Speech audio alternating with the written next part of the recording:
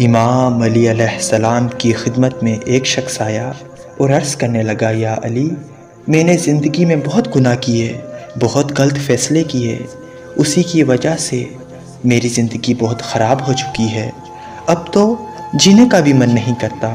امام علی نے فرمایا، آج تاریخ کون سی ہے؟ اس نے کہا، یا علی، شعبان کی 15 کی رات۔ امام علی نے فرمایا، اے شخص، یاد رکھنا، میں نے رسول اللہ صلی اللہ علیہ وآلہ وسلم سے سنا، اس رات اللہ انسان کے پورے سال کے فیصلے جو لوح محفوظ پہ لکھے ہوئے ہوتے ہیں، اگر انسان کے اعمال پہلے سے بہتر ہو چکے ہیں تو اللہ اس کی تقدیر کو بدلا دیتا ہے۔ کتنا رزق ملنا ہے، کس سے شادی ہونی ہے، کامیابی ملنی ہے یا ناکامی، جو باتیں لوح محفوظ پہ تحریر ہوتی ہیں، فرشتے اس میں ترامیم کرتے ہیں۔ تبھی اس رات کو بیداری اختیار کی جائے اور بیدار ہو کے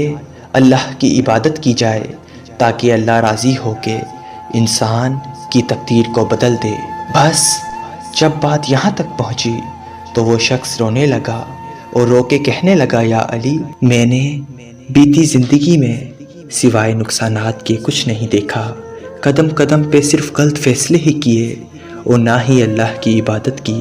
تو میں کیا کروں؟ تو امام علی نے فرمایا کہ تم آج رات عشاء کی نماز کے بعد کسی مخلوق سے بات نہ کرو اور 108 مرتبہ سورہ فاتحہ اور 108 مرتبہ سورہ نصر پڑھ کے اپنے خالق حقیقی سے وہ چیز مانگو جو تم اپنے لیے چاہتے ہو، وہ بھلے ہی تمہاری تقدیر میں ہو یا نہ ہو، اللہ تمہیں وہ عطا کرے گا، انشاءاللہ تمہیں وہ عطا کرے گا، انشاءاللہ۔